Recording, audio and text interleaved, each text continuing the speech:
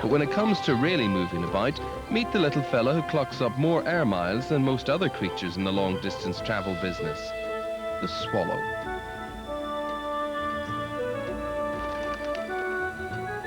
These tiny birds weigh just 2/3 of an ounce, yet every year they fly halfway around the world to South Africa to escape our winter.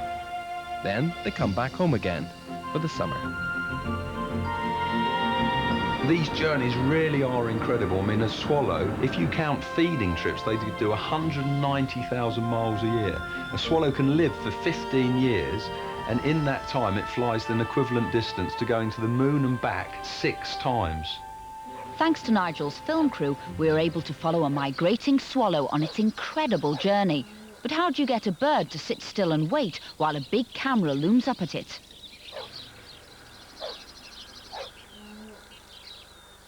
Answer, get them when they're young. These little ones were saved from the jaws of a farmyard cat and carefully mothered by the film unit. It was virtually a full-time job for field assistant Nigel Williams. Every 20 minutes, every day, the little actors had to be fed crickets and mealworms sprinkled with vitamins. But his patient parenting paid off. The chicks grew up to be swallows who were not only used to humans, but used to the camera too.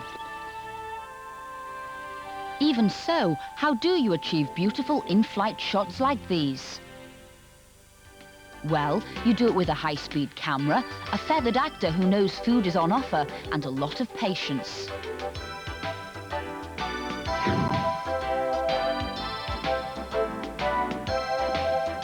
At last, success. For Nigel, a bird on the hand meant some great shots in the can and on screen. When the young birds set off for Africa, the cameras went with them. No special effects trickery here. This swallow really is crossing the scorching Sahara. So how did they do it? We drove with a 20-foot perspex tunnel all the way to the Sahara Desert, and we erected this tunnel at destinations on the way, and the swallows flew through the tunnel, and that's how we could get those shots tracking along with them. As the film shows, the journey is perilous. Only 1 in 5 swallows survive their first migration. It's when they touch down for a rest that the birds are most vulnerable. No camera cheating here either. This giant lizard is real. But luckily, this is one swallow who lives to fly another day. Swallows are difficult birds to film, both tiny and nimble. Most of it was in slow motion. They fly so fast, and obviously you can't direct a swallow that well. So we had to edit down 200 minutes of film for every 1 minute that we used in the final programme. The last leg of the journey would take the young birds right down the continent to South Africa. But the great thing about swallows is that they're not like owls, that they need to be trained to catch mice or something. They instinctively catch flies. So as soon as they were strong enough on the wing, we could release them and they would go back to the wild. When we got to the end of the journey, it was like born free. We released the swallows and they carried on their migration. Journey's end. 3 million swallows from 20 countries congratulate each other on safe arrival. It's absolutely amazing that a tiny bird the size of a man's clenched fist flies 6,000 miles before it's 5 months old, all the way from Britain to South Africa. And it's just the most amazing story in nature. And in just 2 months, it'll be time for the swallows to head home again, finding their way to the exact spot they left to start families of their own.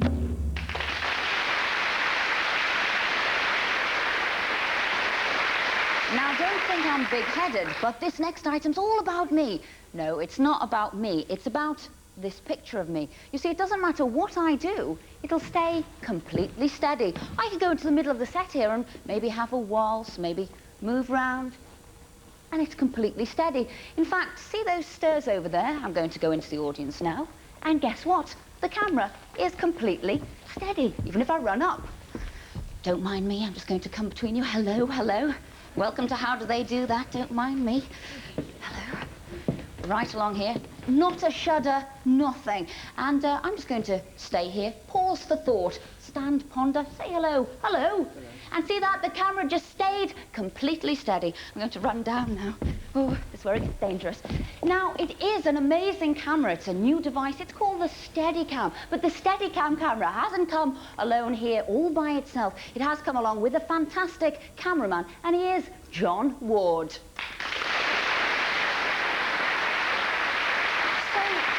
John, why use this big cumbersome contraption? Why don't you just have a handheld camera? Well, the Steadicam was invented to get round the problems of handheld work. Handheld cameras are bumpy because your body moves up and down as you walk, and also the camera's fitted to your eye through the eyepiece, and that your head moves as well. So that causes bumps when you're walking. And to get a camera to go smoothly, they have to lay tracks or have a nice smooth floor like a studio. I can understand that it seems to move sort of rather smoothly this way, but what about when you're jogging and going up and down? Surely there's a bounce then. No, obviously not. Well, why not? Well, this clever device, the arm, which is the main bit that supports the Steadicam, it's a bit like your own arm. It's got an upper part, forepart, and an elbow in the middle, and this is your hand and wrist up here, the gimbal. And the arm, like your own arm, is an isolation unit between your hand and your body. It allows you to walk up a flight of stairs carrying a pint of beer without spilling any, depending on how many pints you've had, that is. And the Steadicam arm does exactly the same. It can isolate any movement that happens here and stop it getting to the other end there. And another thing I've noticed, all the cameras on the floor here have got cables. You've got nothing, it's just one man and his camera. How does it work then in that respect? The camera's got a transmitter up here, which works very cleverly by switching very rapidly between the antennas at the top. I can see the lights there flashing on. And the dish at the top there catches the signal and feeds it back and tells it which antenna to use very quickly. But that looks really rather heavy. Am I stating the obvious there, John? It is, it weighs around about 50 pounds with this sort of kit on, but it can get up to about 80 pounds with the full 35mm film camera on board. And you know all about it then. Well, what sort of films have they used this in, and where's it been essential? If you remember, one of the first films it was used on was Rocky I, and that lovely shot of him running up and down those steps outside the big hall in Philadelphia. And of course Stanley Kubrick used it a lot in The Shining, and the sets were actually designed so that they could use Steadicam to its best advantage. In Prince of Thieves, I used it on a crane. And you used it personally? Yes, yes, yes. Came off the crane, stepped off the crane and walked with Kevin Costner through the camp. I can see that it's going to bring smooth shots to a film, but what else? It gives the director the chance to use the camera in long continuous takes, and the actors are able to play the scene in one continuous piece. And also it gives you very dynamic move. For instance, I can rush up to you like this. Where would you need to have run round like that? There's a film just come out at the moment called Crime Time, which I did some very unusual things because it was meant to be the point of view of the killer stalking his prey, and sometimes they'd run and you'd chase them and so on. It's very good for those sort of point of view type of shots. And how do you actually use it? Because if your hands are taken up here, making sure everything's steady, how do you focus? Well, the hands aren't actually making sure it's steady. The camera is actually controlled by your body. You can actually move totally independently of the camera. Your hands are really just there to frame the shot nice and cleanly. And you can also use it like a sort of mini crane. So what film is next coming out that you've been the Steadicam man on? The new Bruce Willis picture, directed by Luc Besson. A thing called Fifth Element, and there's quite a bit of Steadicam in that. And you also told me it was the most expensive British film ever. The most expensive film ever made in Britain, yes. $110 million, I believe. All right. Well, thank you very much indeed for coming along and show us how the Steadicam works. Ladies and gentlemen, he's a smooth operator, and he sees life from every angle. He is John Ward.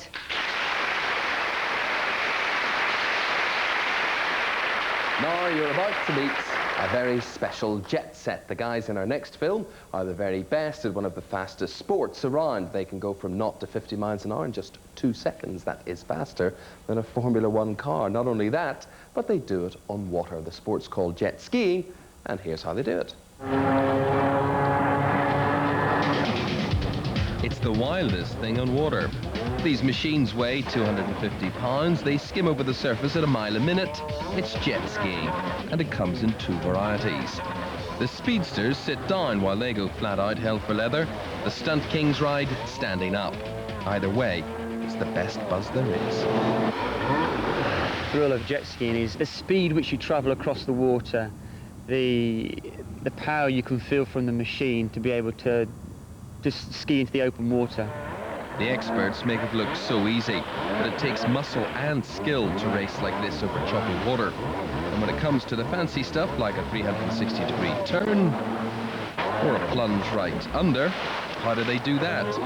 Well, it starts with a very special machine. Basically what we've got here is a 2-stroke engine. What that does is it directs the line through here to what is called the impeller. Now the water is sucked up through a cavity here by this impeller, which shoots the water through the nozzle here. Then off you go, and the jet ski can turn any way you want it without a rudder. Now if we go back to the handlebars, we can see when we turn the handlebars, that will then turn the actual flow of water. So that's the powerhouse, a cross between a speedboat and a turbocharged motorbike. And when it comes to acceleration, not many bikes can beat the jet ski. Top racers can do a mile from a standing start in less than 60 seconds. They fly down the straight, they spin round the bends, and they manage all this without any brakes or gears.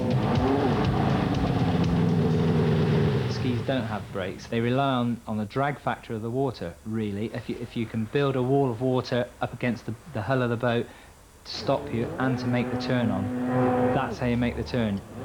I try to hang on by keeping my weight on the inside. I let the force go down through my body onto the seat as much as I can and just hold on to the bars. You know what's coming. It's just a case of preparing yourself for it. And if a rider falls, the machine just comes to a halt. There's a special cutout cord which kills the engine the moment the rider hits the water.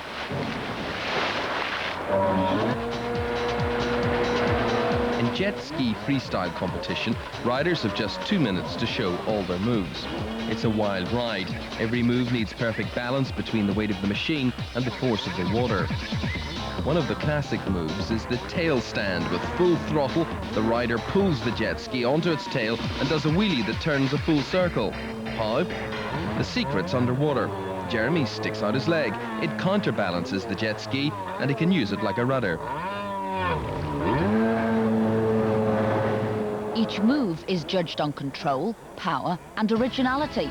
There's probably like about 6 or 7 standard manoeuvres which we try and do, and then it's a case of elaborating around those tricks and being more original than the other person competing. So as if the whole idea isn't mad enough, these guys are always looking for ways to make jet ski life more difficult. And the real crowd puller is the maddest move of all, the submarine. The main things about the submarine to think about are the speed at which you enter the water. Now if you go too fast, you end up going over the handlebars, and too slow, you just don't end up going under at all. Once he's got the speed right, Jeremy jumps down hard on the back of the machine. That lifts the nose into the air. Then he throws his weight forward, tilting the nose down, so as he accelerates, the jet ski dives like a duck.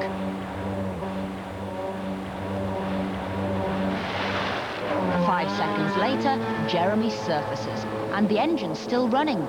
How does he do that? Well, the jet ski engine has a special watertight chamber. It holds just enough air to keep it running underwater for 8 seconds.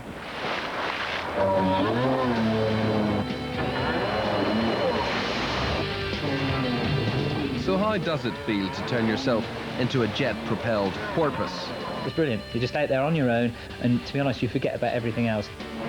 For Jeremy and Kevin, life on or underwater just jets better and better.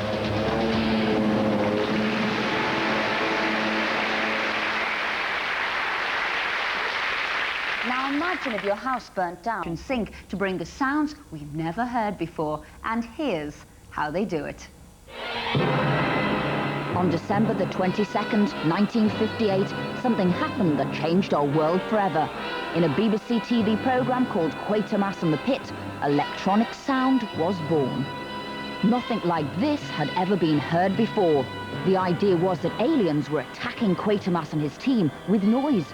Sound was being used as a weapon. It was terrifying. And it was all created by the BBC Radiophonic Workshop. So, how did they do that? Well, actually, the professor's brains were being fried with what started as a single drum beat. But that sound was then changed with a reel-to-reel tape recorder. In the 1950s, tape was new and wonderful stuff. For the first time, people could actually handle sound. Because you could record a sound on this, you could then say, right, well, the sound starts there, the sound ends there. You could pick it up. You could turn it back to front, so you could play a sound backwards. You could cut little bits out of a sound. You could join it up and play sounds round and round again. So they would just repeat and repeat and repeat and repeat and repeat and repeat and repeat. 5 years after Quatermass came the Radiophonic Workshop's smash hit, the music and sound effects for Doctor Who. In 1963, we heard this for the first time. Recognize it? It's the Doctor's TARDIS taking off. I was sitting in a cinema in the interval. I couldn't afford to buy an ice cream, so I was doodling, and suddenly I had this idea of ripping the fabric of time and space, you know, and I thought, well, what makes a nice rippy sound? And then I thought, well, we've got that old piano. I thought to say, pull a key down the strings or something lunatic like that. We might be able to do something, because it sounds as if it's ripping, and it's metallic. But how does this become this? We created this thing with lots of scrapes and cut tapes together, and we speeded them up and we slowed them down and threw feedback everywhere. And we added this great swoop from a piece of equipment we had called a wobulator. It's called a wobulator. It made sounds that wobbled. And the wobulator really came into its own when Brian created the most famous electronic voices in the history of television.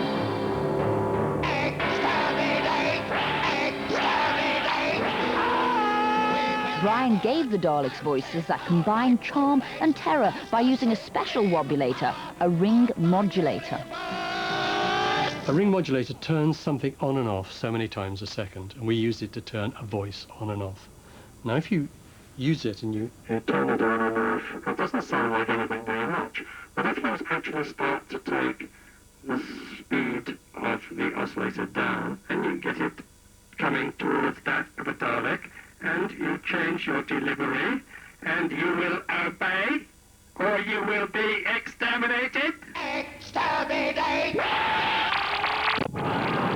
In 1978, the Radiophonic Workshop had a wonderful new toy to play with, producing more space noises for Blake 7. And they made these noises by using synthesized sound. All right, down. Synthesized sounds are totally generated in a box electronically. We only had 2 synthesizers at the time. One was an enormous synthesizer that literally filled the room, and the other one was a very small one, just lots of little coloured knobs, and you had little pins that you joined up and linked up. Synthesizers opened up new horizons for the workshop. There was no limit to the variety of sounds they could make and turn into music. And these sounds could be beautiful as well as terrifying. In 1982, Elizabeth Parker created the music for the award-winning series The Living Planet. And she did it with a musical instrument you can all play at home. I wanted to get a very wet, sort of windy sound over the tropical forests, and I was sort of messing around at home, and I thought, well, let's try blowing over a bottle. So I went through various bottles in the kitchen, and there was one bottle in particular, the tomato ketchup bottle.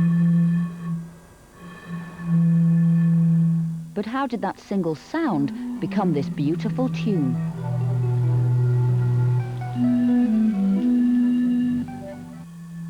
Well, Elizabeth recorded the bottle sound through a microphone into a special computer called a sampler. Once she'd done that, she could change the pitch and length of the sound. She could even play it on a keyboard. The bottle sound had become a musical instrument. It was a revolution in music making. The radiophonic composers don't write music on paper, they can create music from sound itself. And there's a huge audience for their magical melodies. The Radiophonic Workshop has done an awful lot to open people's ears to new sounds and to get them to accept new sounds. And a lot of it was done without our knowing. People actually over the last 40 years simply haven't realised that they've been listening to modern music. And if you like what you hear, you've been converted by the BBC Radiophonic Workshop, with a little help from its agents from outer space. And it doesn't stop here. This is only the beginning.